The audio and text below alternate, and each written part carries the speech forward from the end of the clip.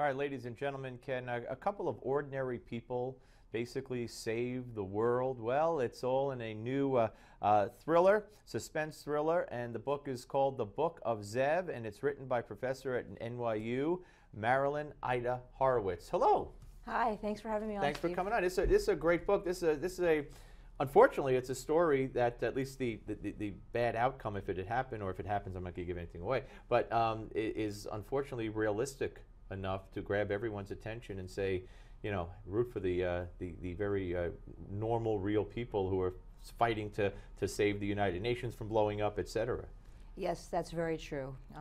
The book is about two ordinary people who are confronted with driver. Cab driver who is a religious Jew who's an atheist, and a beautiful red-headed kosher chef who is very angry at God and who can't decide whether she's going to become an alcoholic or a yogini. And we meet her asleep on her yoga mat having drunk too much wine. and how do you pick characters like this to thwart again this bad guy from blowing up the UN and causing all kinds of havoc here and the repercussions felt around the world? Well, it's a work of fiction, I know that, yeah. And we writers try to find the most exciting people. And I met a man on a train who the character of Zev is based on. He was a religious Jewish guy who looked like Adrian Brody, and he was traveling from different Jewish communities along the Pacific Northwest to see if he could find a place where he was comfortable. And his discussions about the Jewish responsibility to answer to a higher authority, like the commercial, and our responsibility to that being the chosen person is a curse, not a blessing, because we're responsible for behaving better.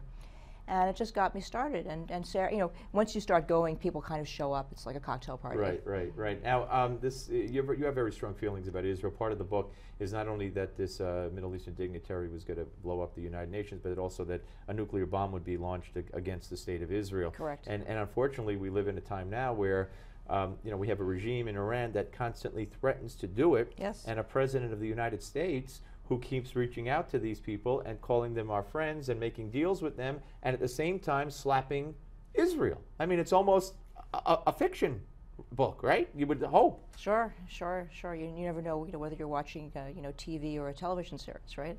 Yeah, I mean, to now the threat of sanctions on Israel. Yes. And of course, that would be unprecedented. Do you think? What do you think the state of Palestinian-Israeli relations are? And see, I don't think they could ever be peace with a people who teach their kids to kill the Jew and hate the Jew. I just don't see it. Well, I have to. I mean, any sensible person would agree with you. I do. I think that a solution is possible, and I think the solution requires a great stretch of the imagination, which is for each side to stop playing victim, to accept responsibility. What I do for fun when I'm not writing is I'm a tango dancer, and there's an old expression, as you know, which is "it takes two to tango." I've heard. I thought you made that up. No. Okay. Oh yeah, really. Very good. But to continue the metaphor, the idea is what we've got now is we've got two partners who are blaming each other for taking all the wrong steps. What you need to do is have people repurpose and start focusing on the dance. But you're not, creating any kind of moral equivalence between the Palestinians and the Israelis, are you? I'm not really taking. I'm not really creating equivalence, because every part of the situation is just a terrible mess. Everything is a snake pit. Everything. But everybody is complicit. As I say, it takes two, and what's required is a kind of an apportioning of blame and sort of a ceasefire in that, and saying, look, this is the situation. How are we going to live together? Our children are getting killed.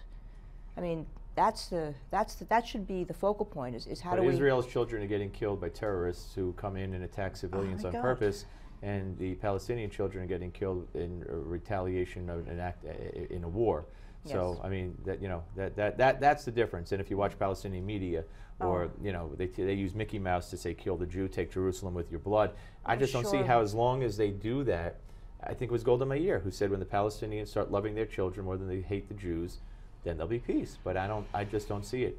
I mean, you want to send your kid to a Hamas camp? You can do it. Well, I think that what I try to do in the book, the opening quote of the book says that the only thing necessary for evil to triumph is for good people to do nothing. Right. So I've created characters who are doing something. Yeah. And I also made the terrorist based on my research. There's rumors that the former president Ahmadinejad was partially Jewish. There was an article in The Guardian that shows him holding up his ID card. And I thought that was very provocative, and so I added that to my imaginary character. And it's all there in the Book of Zev by Marilyn Ida Horowitz. Happy Hanukkah. Thank you very much. Happy Hanukkah. Thank you so much. We're coming back with Dr. Andrew Bostom. Don't go away.